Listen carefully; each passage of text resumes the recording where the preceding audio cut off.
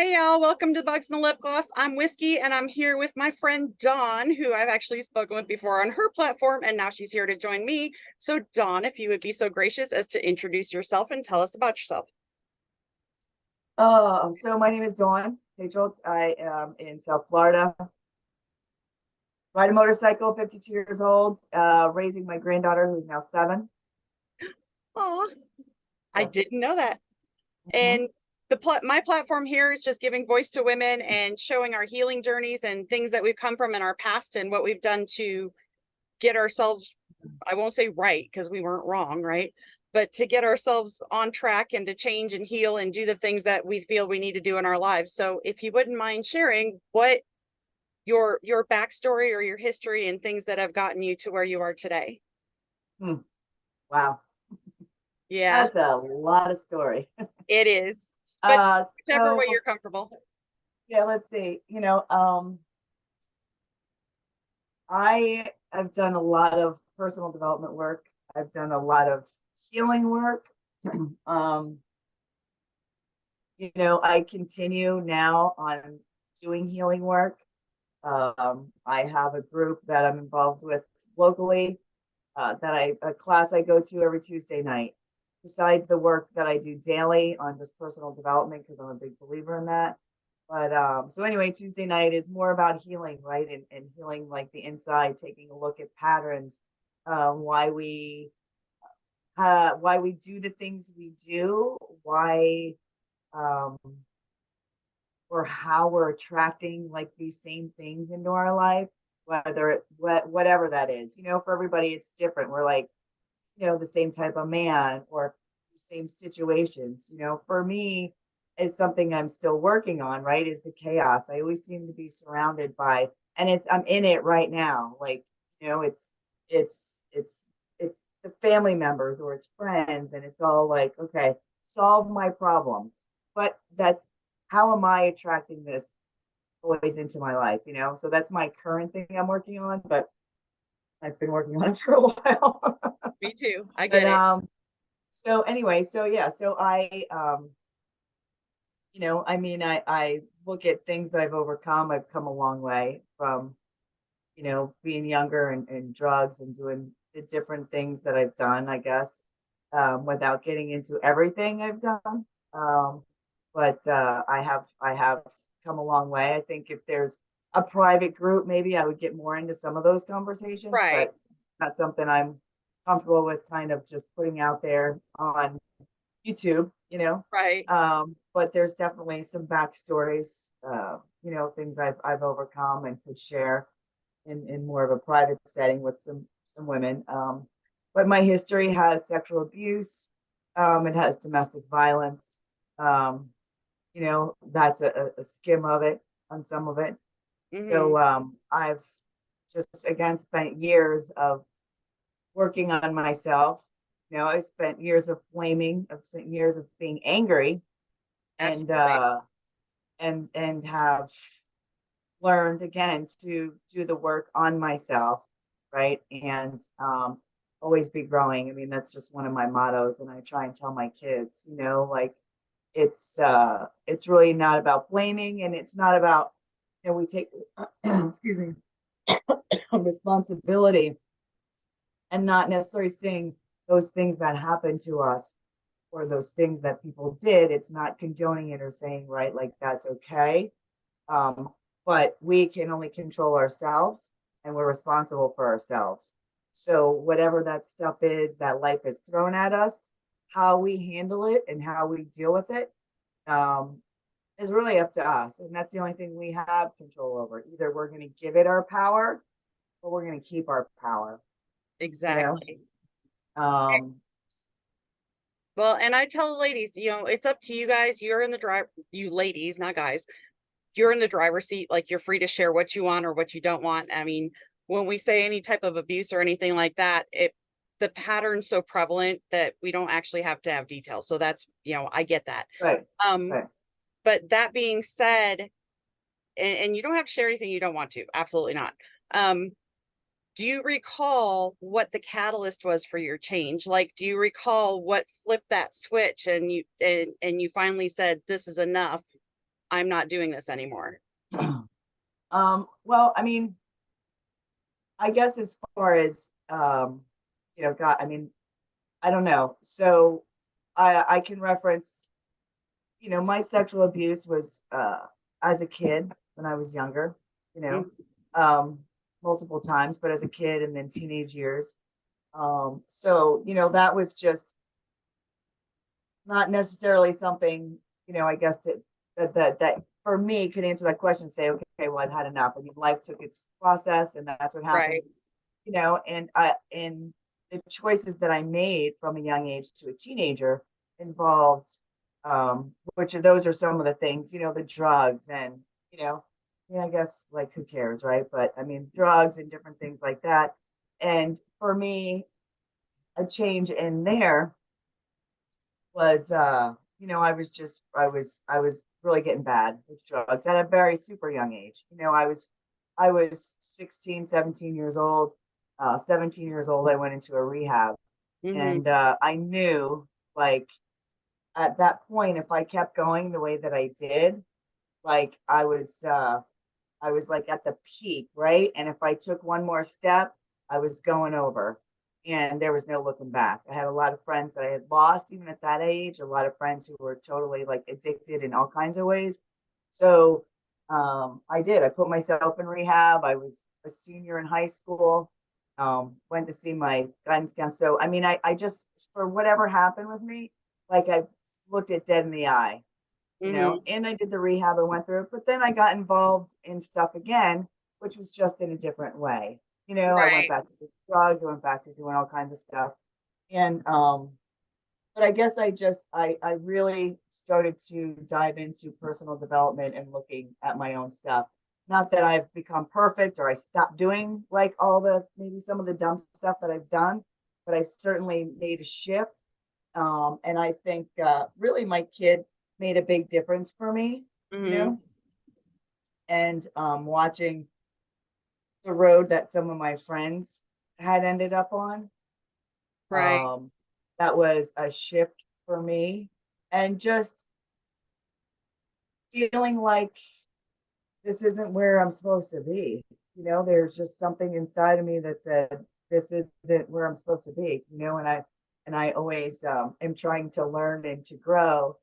And when those stumbling blocks hit me, I'm working on overcoming them, Right. and yeah, I mean, I don't know if that answered your Oh, question it or not. absolutely answered my question, and I just let things flow and let things go where they're gonna go, right? Mhm.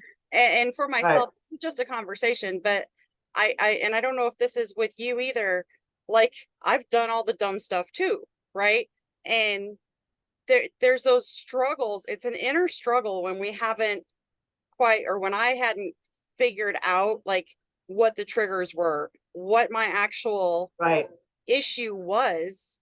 And one part of my brain was like, don't do that, that's stupid. And the other part of my brain was like, this really sucks, this hurts, make it stop.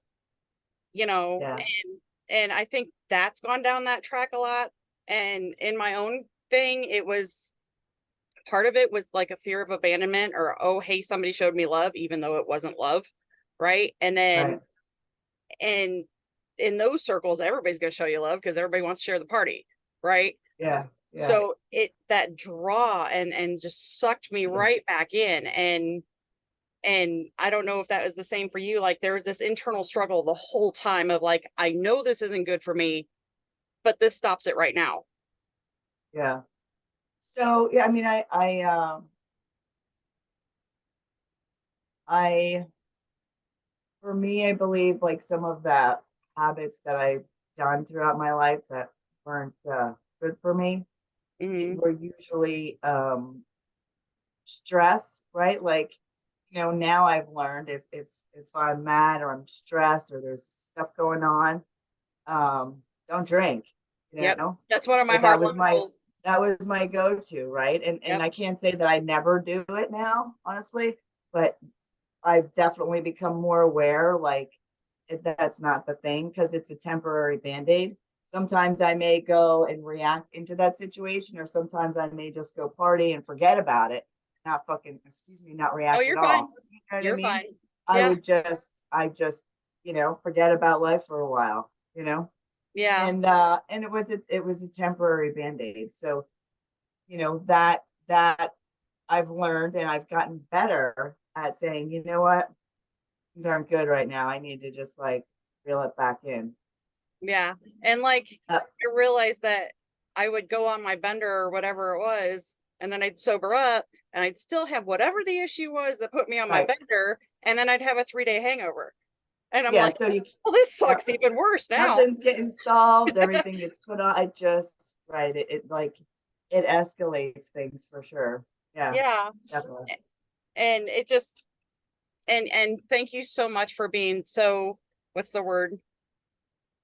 Just for being so real and so authentic about it. And this is what I'm trying to do is Right. these voices and take away the shame and the blame and the all the other and the look what you did, and because we're Yeah. functioning from our wounds, right? And if we don't Mhm. allow those of us who are working past it, because I personally don't believe I'll ever be totally healed. Like it's just going to be layer and layer and a process forever, because every time you get through Right. something, it brings up something else. Like something But else. I you're like, dang it started over again. No, I mean, I know. I just said that. I think we talked about that the other day, and Yeah. I'm like, I'm always doing the work, but I love the process of it. So, but there's times where I've said, like, I think I said it this month. I mean, how many years can I keep doing that? Like, it's like, oh, just when you think you're like, it's like, how much do I have to do for everything just to like stop and go away? But it's ongoing, right? Because life is the way it is, and life is life. And I believe we carry things in ourselves. Like, I believe that, right? And I believe things actually get passed down. So we carry our trauma, and there's trauma, and there's trauma from, I believe, our parents and their grandparents, right? And I don't know, like, through the work that I've done, I've seen things repeat themselves, right? Like, I've Yeah. seen my life repeating for my kids, right? Yep. And it looks a little different, but it's the same. You know what I mean? Like, Oh, absolutely. it's repeating itself. So until we, I feel like, learn to break some of those cycles, but it takes that work. So once we start digging into those layers, and it does, I believe, again, it's in our cells, it's in our bodies, right? And Mhm. we carry it from generation to generation. It's a lot of shit. Yeah. It's a lot of Well, and layers not to only get through. that, I because a lot of people call it the generational curse. I'm breaking the generational curse. And I'm like, well, we can't break what's already broken, right? But Right. I look at it as generational healing, because wherever we change and stop the pattern, it shows in our kids and it goes into the future. Yeah. And I actually, it like, it keeps coming up, the generational trauma and everything else. And I don't know if it's necessarily the trauma that we're passing forward. I think it's the coping skills. We're paying I, forward our coping right. skills, which just causes Yes. more problems. You Well, know, I think as so me, right, and a woman like you, right, somebody who's looking at and dealing with and trying to heal and learning new skills, right? right? Like, we're able to break some patterns, break some cycles, and then teach our next generations within our family different ways. And for me, I know my family, like, I get, what my aunt had said to me one time, right, and but she's like, "You do all this work. Why are you still yelling? Like, I'm not fucking perfect, okay? I mean, come Right. on, really? Like, so you're still yelling. Well, of course I'm still yelling. I'm still I mean, mad. that's just who I am, though. Like, I get excited or passionate. I'm Italian. I get, New York. My hands go and I get loud. But like, that's the concept, right? You do all this work, you read all these books. Why are you still yelling? Yeah. Like, it's just, so my point to that is I feel like for me and what I've seen, some of the past generations aren't doing the work like me and you are doing, Right. like, they're not breaking any or teaching new ways or new cycles or new systems, or just new. They're not teaching a new way to do things. They're just passing on that ongoing cycle of the trauma and the dysfunction, and not even trying to be aware of any patterns or habits that could be self-sabotaging, right? Oh yeah. Yeah. Well, and you got to think about it too. They were conditioned to hide it. Yes. Yeah. Yeah. They were conditioned to hide it. They weren't conditioned to have problems and have awareness. Like if you were aware, you were trouble, right? Right. True. Especially for females. If you were aware of what you were doing, you Yeah. weren't supposed to have that voice and you weren't supposed to do that thing, which is, Right. and I'm a Gen X. I'm supposing you're a Gen X too. Yeah. And Yeah. Yeah. something about Gen X's is like we had many of us had feral childhoods. We raised ourselves, we figured things out, we're latchkey Right. kids in the whole 9 yards. Yeah. And we had to figure things out and figure out how we fit in the world and how to survive. So as we've gotten older and had all these other experiences, we're still doing that, and we're at the Mm. point we've been doing it so long that if somebody tells us to sit down and shut up now, we're just going to tell them where to go because we Yeah. have to sit down and shut up our whole lives, Yeah. you know? Yeah. So So true. it's, there's a generational paradigm between our parents and grandparents generation and ours. Yeah. So, and then the kids now are born with that they make fun of the younger generations about they're all in their fields. And it's like, well, that's only because it's so different than what the older generation is now. Like it's literally a shift between generations. And when you listen to these kids, they're like, they really know what they're talking about. It just seems so absurd to somebody who's not used to doing that. Does Some that of them know. some of them? I mean, there's an extreme in everything, right? Yeah. Yeah. So, but overall, Yeah. and a lot of those systems too aren't. I taught inner city education for years, and there are a lot of kids that are raised in a ton of trauma that are also not taught Right. conflict resolution skills. Yeah. And I did it. I used to melt down first and then figure it out later. Like, man, Mm. why did I flip that bitch switch? You know, Yeah. maybe I shouldn't have done that, and then I relate to it later. So are there own patterns in your own personality that you've seen change, or something specific that you look at an older generation and you're like, well, I'm not doing that anymore, or I'm deciding to change it? Was there something that was intentional? I make people think. Uh, so yeah, I mean, for me, I feel like the awareness, right? Like Mhm. and having some attention and being aware of myself, right? My contribution. Um, that's something, and I mean, not to be, mean at all, right? Like, Oh, you're but fine. it's something I feel, well, I guess when it comes to like my family, like I feel like some of them just, they're not aware of themselves and how, uh, just don't think they're aware of themselves, Right. not all of them, but some. So that's what first thing that pops into mind for me, because I try so hard, like it, and that's it's one of the things that gets me going, right? Like when I see that, like just the unawareness, Hmm. maybe of what we're saying, what we're doing, like and how that affects situations. Or I don't know. I just, for me, it's something I try to be very intentional about with myself, like just awareness, right? Like Right. that comes from, I think it just comes, it's who I am, but I'm hyper vigilant on it, right? Because I don't want to take on those things that I've seen, like my mom has, or whatever. And again, that's not to be mean. It's just that's how she was brought It's up, or maybe the way she is, or she doesn't recognize it, and So it's I your try. perspective, so it's not wrong.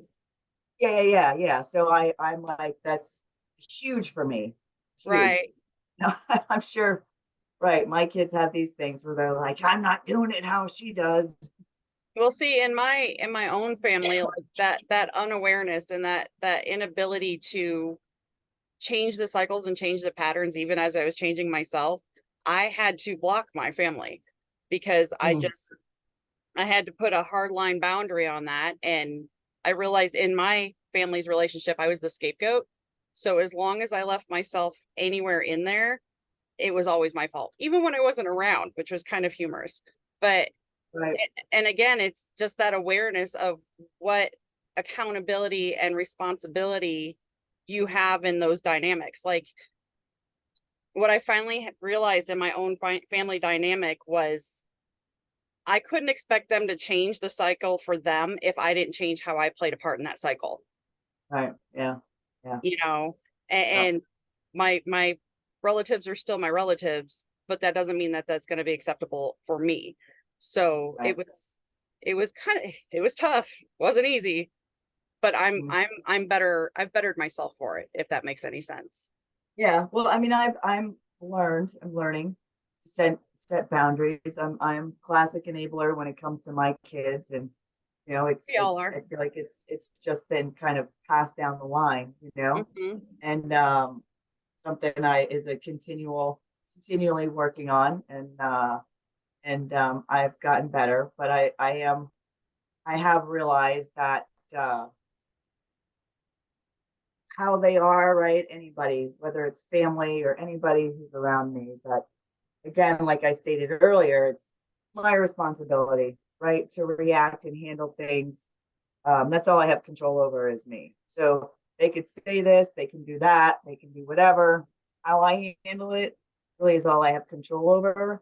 And and so I try and be aware of that, right, and not react. Hmm. Responsibility for how I do react and say, wait a minute, like, you know, stop the critter brain or stop the brain from that reacting and be like, wait a minute, is Oh this yeah. really, where is this ball in that line of, does it even matter? How do I want to be? I don't have to take it on. I don't have to react because I was a big reactor. That's one thing that's shifted big for me and it's taken a lot of work. Like, and I have family members who were like, they loved it, right? And the ex-husband loved to see me react, and I was good. They knew they could say this to Dawn, and she's like, like, Yeah. and I've learned to kind of pull that in, to pull it in, and be like, you know what? It's just not. It's not worth me giving up my power. And Right. and really, how important is it? Because I'm just feeding their ego because they got a kick out of it. I mean, and And would literally kind of chuckle when I would just go "Whoa," and start. well, in the world, I work with the women's group and stuff like that, and in the world of narcissistic abuse, not saying that that's where your family dynamic is, but in that in that world, in the technical side of it, it's actually called reactive abuse, where you get in those situations and they just keep poking the bear and poking the bear Oh, and poking the bear, and you're biting your tongue till it bleeds, and then one day they poke that bear so hard you can't take it anymore, and then you lose your shit, and they're like, see, I told you she was crazy. see? Yes. Yes, That's I called get that. I've got that all the time. that's called Yes. reactive abuse. They push you Oh, until you push back, and then when you push back, they call you crazy and they gaslight you with that. It's actually part of the cycle. yes, that's something that's, I never heard of it in that way. Yeah. So thank you for that. Yeah. Yes, ma'am. This is why I do what I do. But and I've had to and the fact when you're biting your tongue and you're not saying anything, that's actually called gray rocking. Like if you leave things mundane and cut that Gross. energy cycle off, it's called gray rocking. That's the actual technical term for it. So this Huh. is literally all part of the cycle. This is why I'm doing what I'm doing, because I want to bring light and awareness, right, Right. to what, as we're trying to figure things out, other people know other things or have similar experiences that we can bounce ideas and put Right. awareness on those paths. So and I wow, that your reaction was just great right now. You're like, really? I get it. Well, and I, I think a part of me kind of did, but it really hit me a little harder there. I think it was, in that hearing it from somebody else because I knew like this is what was happening. Like you're poking the fucking bear. Like Yeah, why, right? And then yeah, I'm the bad one. You want to, and then I'd be like, well, I'm not blaming them. It's my responsibility how I reacted, but that kind of puts it into that perspective of that narcissism, right? yeah. Like, yeah. And that gaslighting makes you think you're the one that's crazy. Oh, I took a part in it. And it's like, no, you don't always Mm, have a part in everything. It's pushed to the limit until you break again. And it just does it over and over and over again. And the madder you get, the faster it happens. So yeah, that's one of those things that is so hard to shut down. But once you do, they lose their shit. You're like, what? Yeah, what just happened, right? Because it's not working anymore. So then they got to take another angle. They try another angle. Yep. The reaction. I've been seeing that one happen. Yep. And then the other angle, like love bombing, is another one. I don't know if you know what love bombing is. After that, see, I told you you're crazy, and that meltdown happens, the gifts come in. The Oh my God. complete adoration comes in. In my case, it was let me get you another animal, right? Because they take whatever it is that you love and you really wanted, and they use that to anchor it back in. Oh. And the cycle just repeats and repeats and repeats. And you're like, oh my God, I can see it. We're gonna have to have outside therapy on this one. We need to have some more discussions about this. Yes. Yes. Yeah. So, and yeah, that's just how that all goes. And it is kind of funny. It's not funny. I've noticed a pattern that those all the lady riders, I'm segueing here because we're going to the biker thing. Yeah. All of the lady riders that I know that ride their own have been through the cycle and have broken it on some level. And I don't know if that's the case for you with your podcast, if you've noticed, but everyone that I've met, there's that routine back there that they're fighting back and they're gaining their independence. And I'm like, and I said, I'm like, there was a Freudian slip, right? And I'm like, well, really, I'm like, kiss off. I'm not waiting for somebody else for a ride, and I'm going to do, this is what I want to do. And I broke that trend. Right. So I don't know if that's what got you onto your own bike or how you ended up in the biker world, or some of us are born into it. I wasn't. So I, for me, I grew up on the back of a bike. I grew up in Long Island in Pennsylvania. So I had friends who rode, dated bikers growing up. So I was on the back of a bike. And then it was something that for me, I've just always wanted, was my, to have my own bike. And like in 1996, I started riding my own. And, I guess I've always had independent attitude, right? Like I was always like hard in a sense, like I had that hard shell. I think I've always been kind of nice. I mean, I have girlfriends who are like, "You're a bitch." I'm like, "I'm not." No. But no, really, I mean, I'm not. But I mean, I've always had that kind of hard shell, right? that independence, that kind of in your face, right? That's the Generation X. I don't know. I guess that was my part, right? Like, or the type that I was. It's that mechanism. It was just part of something that was me, I guess. I don't know how other, part of the way life kind of led me, but I had friends that rode. I always was with an older group, and again was on the back of the bike, and something that I just always wanted. But I've always been kind of an attitude, kind of a independent, in your face, kind of a woman. Me too. And see, I say I wasn't. It's kind of funny. I say I wasn't born into the biker world, and I wasn't actually born into the subculture itself. But my dad rode. My first ex-husband rode. My second ex-husband rode. They all rode. And I tell people I was born with a clutch in my hand. I was on ATVs long before I was able to drive.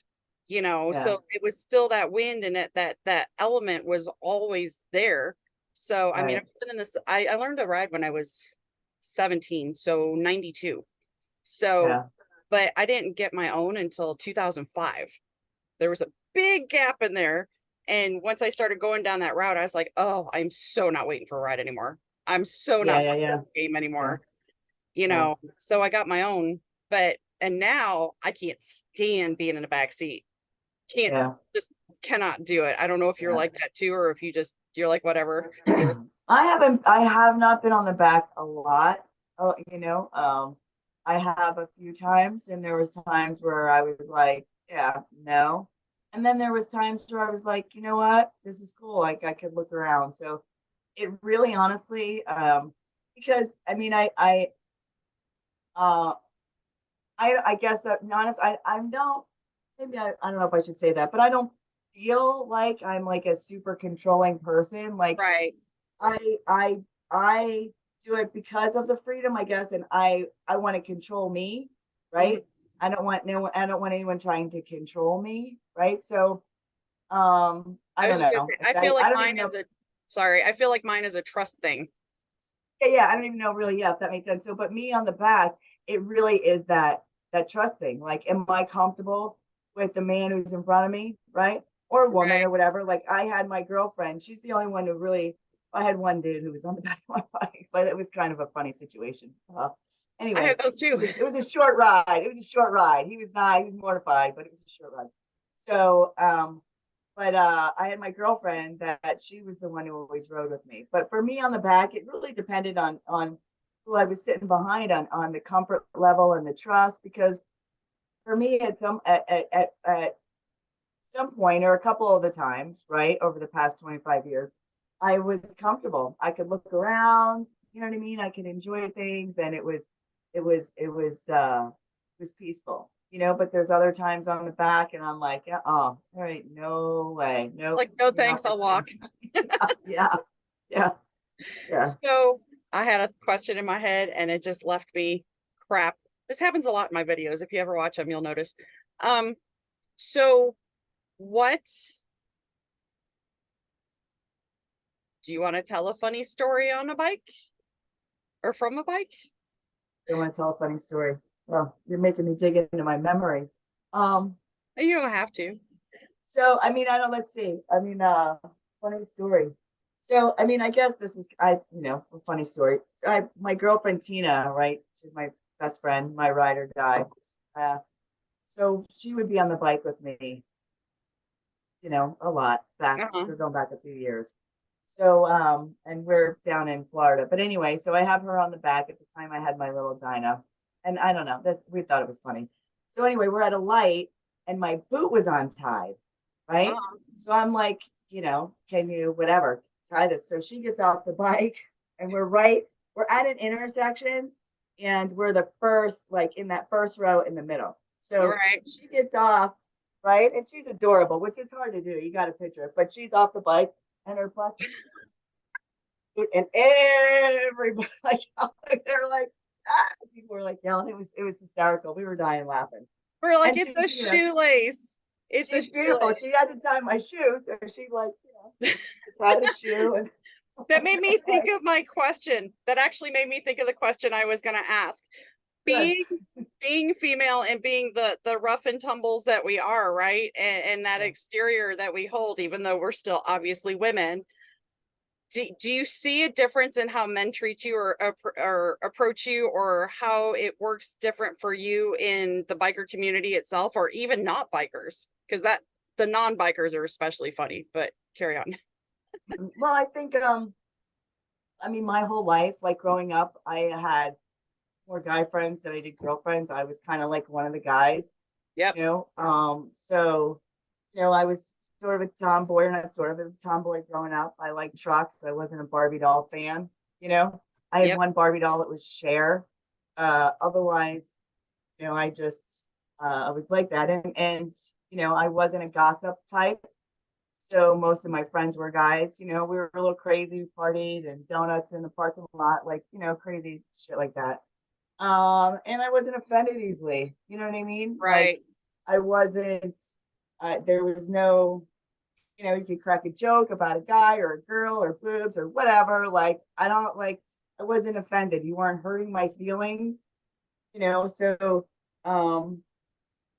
growing up it was like that. And then it just, in the biker community, again, it just, uh, and it was kind of one of the guys, like they knew, we could crack jokes, I could crack them back, they could, whatever. And so yeah, I mean, I guess to a certain degree, because there's, different types of women, right? So More thick-skinned. yeah, yes, exactly. I'm thick skinned. I worked at a Harley Davidson dealership for many years. So in the Harley world, it's a man's world, in the dealership, in that time, it was kind of like a man's world, right? So Right. per se, there wasn't a lot of, I don't even know if that's the right way to phrase that, but anyway, yeah, very thick It was the skin, culture. you know, It was a masculine culture. yeah, and you know, so I feel to a certain degree, they just, I think there was a certain respect. We could joke around and we could do stuff, but I was, hardworking. I didn't put up with any bullshit. If they did overstep boundaries, I'd tell them to fucking shut up, or back the Yep. fuck off or whatever, right? But they knew, like, I feel like there was a certain respect. Wasn't an asshole, wasn't a bitch, unless, of course, I was pushed to that limit. But I feel like we had a mutual respect, you know. Right. So probably I think there was a little different treatment, because we were just friends and buddies, and there was no, you know, yeah, Yeah. And I if that think makes any sense. some of the I'll some guys that you run into who aren't in the biker world, like, I don't know if they half of them think you're a challenge and the other one are scared to death of you. Like, I don't quite understand what's going on Yeah, there. I'm like, yes, don't take on the challenge. It's over. yeah, like, no, sweetie, you're so far behind the ball already. Don't even Yes, try. yes. Go play somewhere else.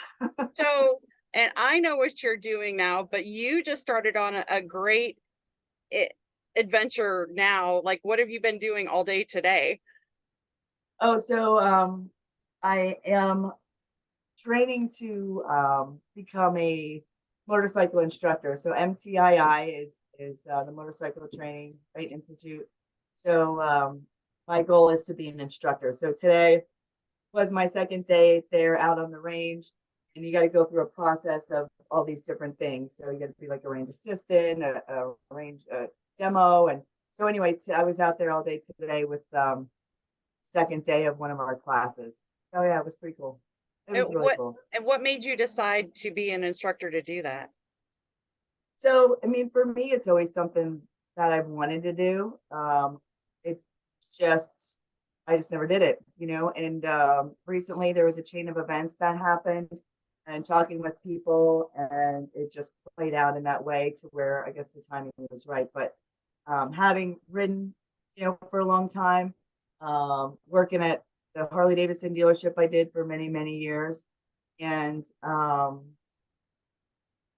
yeah, it's just always something that I wanted to do. And I've talked about this a lot as well. Something I'd like to do is an awareness campaign um, for safety, for Mhm. motorcycles. I've lost family, I've lost friends to people driving, people on their phones, and it's kind of a Oh, way so too many to people on their phones. teach the riders on how to be more aware, right? So I learned a lot today, like, and it's true. I think it's both. Like as riders, we have to be educated, and when I learned to ride on my own bike, I was taught a lot of different things, but to really be aware, right? And to scan, and always, like, when I look around, if I'm wherever I'm at, I'm always anticipating someone's gonna pull out in front of, like I'm watching, I try, right, to watch everything. And so that was one of the things that we're talking about a lot today. So for me, it's one of those things that's always kind of been in my heart, and I'm a heart person. I Mhm. can't do something, I can't go and punch a clock, or fake that I'm feeling it, or I'm into this, or I love this, when I don't, because I wear my heart on my sleeve. That's where I'm at. I'm a heart person. So it's just Right. always been something I wanted to do. And I think being able to teach people who want to ride, and help them be more educated riders and safer riders for Hmm. themselves, has just been something I've always wanted to do. And do you think that being female and becoming an instructor is going to be more advantageous or helpful to other women who want to learn to ride? Absolutely. Yeah. Absolutely. Why Absolutely. why do you think that there's that difference there, even though you're instructing the same way someone else is? Well, one, I think everyone has a different way to instruct, right? Like, Mm. so man or woman. So we all have our different ways of teaching, and you are a teacher, right? So Right. we all have our own style and our own way of teaching. So I think being a woman, and there's a woman, another woman in the class, there's a certain connection, I think, as a woman, especially when we're doing things that are empowering to us, Hmm. when we're overcoming a fear, we're overcoming, Breaking where a we're stereotype. fulfilling it. Yeah, we're breaking a stereotype, fulfilling a dream, a passion, something we've always wanted to do. But I think there's a connection as a woman to where, and you're the right type of woman that can be comforting to them and give them empowering, make them feel empowered, right? Like, Right. and there's some women out there, I'm sure, who won't do that, who can be intimidating and have that, like, they need to, you know, Using be their they masculine need to energy. be intimidating, Yeah, they're so using their masculine energy to push through everything. yeah. So I definitely think that having a woman instructor would be comforting and help another woman who's in the class for sure. And I would hope that I would be able to do that for other women. I want to encourage them to ride and find themselves in it, because it's great. I mean, and when I'm out riding and I get the goosebumps, right? Like my girlfriends that I ride with, I have a girlfriend of mine, Alana. She's just turned 75, but I always say that's my happy place, man. When she's riding next to me, again, I'm getting the goosebumps. It's just Right. always like my happy place. I love it. One of my friends told me the other day I need to sit down and start meditating more to get through all the stress that's going on. I'm like, that's what the bike's for. Yeah, yeah. Like, Well, I will say I do meditate, well, and I I do ride it. also, but it's like, no, I just want to ride more. I just want to ride.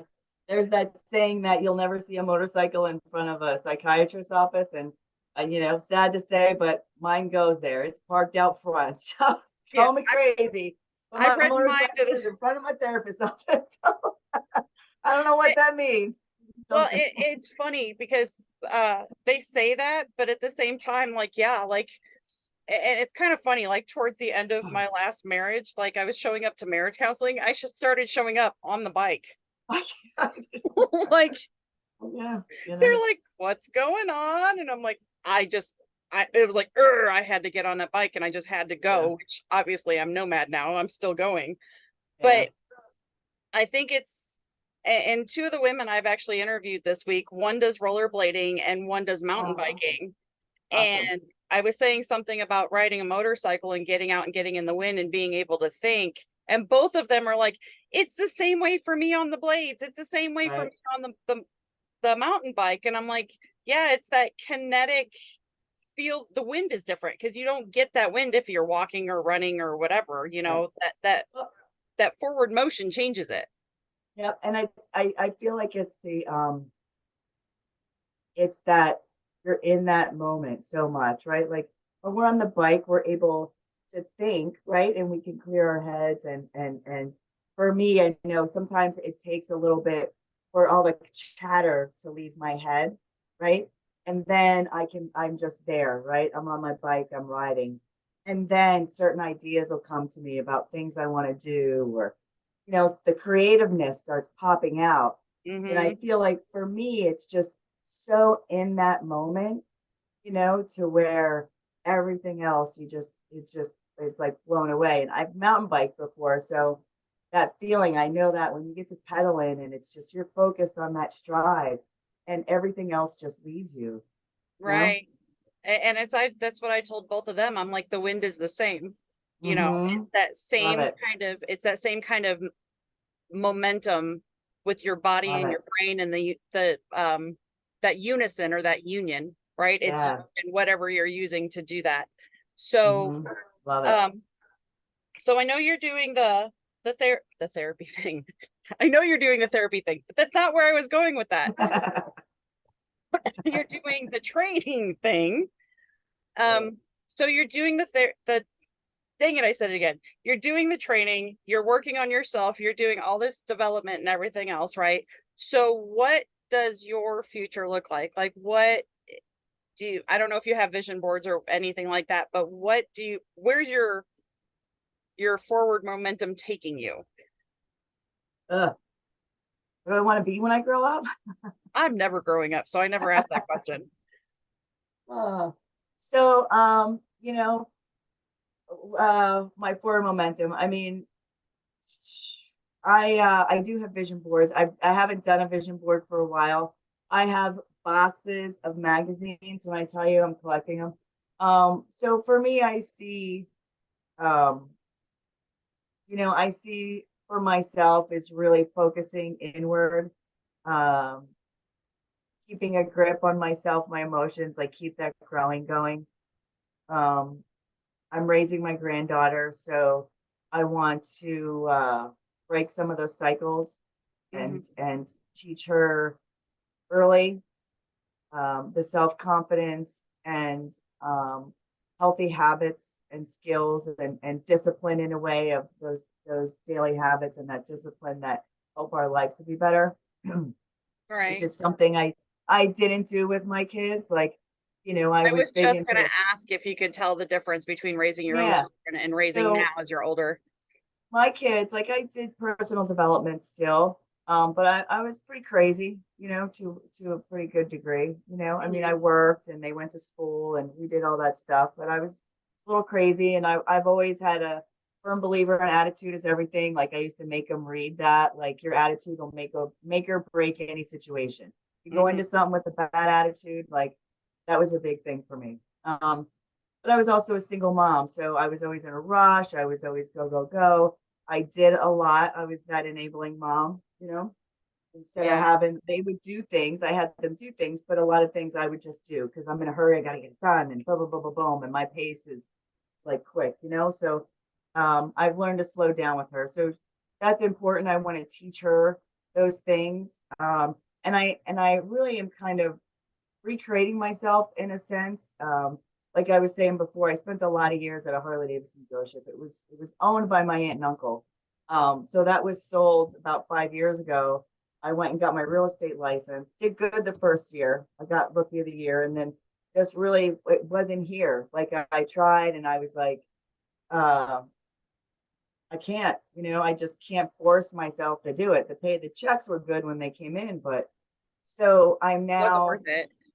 Right. I'm now I do work at a radio station. I do production. Um and I co-host one of the Saturday morning shows that's a podcast. And I decided, I'm gonna find things that I like or that I think I might enjoy to do. And I don't need a lot. Like I would love to have grandiose, I'd love to travel all the time and do all these things, which I want to see in my future. But right now it's about finding that inner peace. So, you know, uh, I started the MTII, Barrett Jackson. I went and worked one of those auctions, and I sat down and made a list of things that I think I would enjoy doing that I could be an income for me. Right. Right. And I emailed a bunch of businesses and people, and phone calls started coming in. I just made that decision, right? Like, and I gave up. I gave up and said, you know what, real estate, I'm done with it, and I'm going to find the things that my heart can be in. So, long answer to probably a short No, you're question fine. is is I am, in my future is creating a stability for my granddaughter, loving my family, helping them as much as I can without giving up my own soul. Um, and just finding ways that I can enjoy my life, have my heart in it, and give back to people. Absolutely. And did you find that as we get older, like there's a level of control you have to let go of? Yes, yes, yes, absolutely. You're like, Yes, yes. yeah. Like I think that survival mode wants us to hold on to everything and suck everything in and just and Mm, and then once we get yeah, older, we're like, yeah, that doesn't matter anymore. yeah. And I that's where I lived for so long, is in just survival mode, like fucking Mhm. go, go, go, balls to the fucking wall, like just nonstop. And always in that survival, going from one thing to the next thing to that chaos. Like I said, I lived in just surrounding by chaos and chaos and chaos, and functioning very well, I may say, in it Because that all. was our norm. The chaos Because is the that's norm. what I do. I figure Yes. shit out, and I fucking chin up, chest out, fucking full bore. Excuse, I've got a potty mouth, but No, you're yeah, fine. yeah, that As I tell survival people, mode. I'm like, I don't have to have the testicles to do this. I got the chesticles, right? Yeah, so It's like, get out of my definitely. way. I got this, but Yep. then you end up burning yourself out. Oh, so true, so true. So yeah, I'm just, oh. we are so gonna have to talk again. I know, I know. There's so much. There's just so much. It So, really but is. was there anything else for your future plan or anything you wanted to add to that? Because we keep we're tangent women, obviously. We keep going off on our tangents. Yeah, I do. I tangent a lot. I do too. And I mean, my future is I have a list of things I would like to do. My podcast I'm doing and a coaching program, and some online classes. And so I mean it's really for me is about growing myself, right? Creating some good, keep creating those good daily habits, dropping those habits that aren't serving me, and just finding that, and being gentle with myself and not so hard on myself, which is something I've been good at for so many years. And Right. and that's it really, and finding, yeah, I mean, I don't know, that's it really, just really, I'm recreating myself. The identity is something that's been coming up for me a lot lately, is letting go of that person that I was, or that person I felt like I had to be for so long, Hmm. if that Right. makes sense. And I'm sure Makes sense. there's a lot of people out there going through that. So I'm in that ship for me right now. I just know that I'm tired of doing things, right, that I don't want to do. I'm tired of saying yes all the time, right? I'm tired of fucking giving up my soul for everybody, What? Yeah. family, For what? friends, for what, right? So I still want to be there for my family and friends, but I'm learning to set boundaries and gonna find those things that I'm gonna do income based, that I can do it with my heart, and I Mm. can help other people, because that's really what I love to do, right? Like I'm a giving person, like I'm just who I am. And it's funny because I'm kind of that hard ass, but I'm helping. I'll help you whatever you need. Like I remember we were at a party once, and I don't know, it was somebody made a comment. There were some women who had a little bit of chatter, like controlling thing going on, and we were cleaning up after a party, and I was cleaning up, and they were like, "Why are you doing that? Did she tell you to do that?" I'm like, no, that's just what I do. Yeah. I mean, but that's just what I do. Like I just like I help. So that's in my future. I want to help people. I want to provide a good life and just let go of all the bullshit. Absolutely. And then I have one other question, because I know you mentioned podcasts and I've actually been on yours. Um, So, what is your podcast? Where can people find you? And what made you start that podcast? hmm. So, this one that I had you on is A Woman's Journey on Two Wheels. And what made me start that was something I've been thinking about again for a while. I'm a classic procrastinator. I'm really good at that. So, but just empowering, like to share women's stories, right? To be empowering and to create a community. So that's one thing. Really, what kind of got me started on it. Actually, I have this picture here. So this is my girlfriend Alana that I was talking. Oh, gotta come forward. Whoop, there it Yeah. is. Oh, lost it. Whoop. I don't know if we can I find love it. Oh technology. wait, hold on. Let me do this. If I unblur it, right? Yeah, yeah. There you So go. this is a picture of her. Um, and she actually helped create the name A Woman's Journey on Two Wheels. She's 75 now. Super badass. Like this woman she's Absolutely. got miles, fucking hundreds of thousands of miles on her bike. She's stolen her bike back, like it's just crazy. But so she was who helped me really come up with the name, and was an inspiration for me for that one. And I have some other ideas that I want to do as far as podcasts. Like I would like to do a personal development one, Mhm. and kind of just real. Right. I listen to a lot of podcasts. I listen to a lot of personal development. There's a lot of men out there, and I have a tendency, I guess, and there's a lot of women out there. But anyway, so I'd like to do that. And so many ideas. It's just putting them all together. And then because I am raising my granddaughter, so one of the other things I want to do is put together a community for grandmothers raising their grandkids. So, and That's a huge yeah, thing happening. Well, it's been happening for a long time, but yeah. there's a lot in the similar situation. So, but I would, that's one of the things on my list of what I'd like to do is create a podcast or just in a community of teaching them, probably target would be the grandmothers, of how to not give up your whole self, even though you're in the situation. And there's a big stream of emotions that you go through. You know, Right. and I'm 52. My girlfriends are traveling, they're riding every day, you know, every weekend. And it's just, it's not, I can't, you know, sure, I could choose to do that and just pawn her off, right? I'm Right. not going to do that. You know what I mean? I'm not going to do that. So it's something I'd like to create to where to teach them, right? Those skills that we're learning, and you don't have to give up your dreams and your whole self because of the situation that we're in, you know? Right. I admire that so much. And as a inner city retired teacher, I have seen so many situations where the Yeah. grandparents are raising the kids, and it's just such a there's a Hard. vicious cycle that happens in there because the yeah, you get it. That's a whole other conversation we'll have to It have some. is, yeah, yeah. So yeah, that answered like So, I don't know. no, you're fine. You're fine. Long Relax. answers to short, yeah. No, this is a discussion and a conversation, right? So there's no long or short, no right or wrong way. This is just what we do. This is what I do here. So, and on that note, if you are so welcome to come back again, if you will have something you want to discuss again, or I'll be happy to be on yours, whichever case may be. And then, Yeah. what was the name of your podcast again?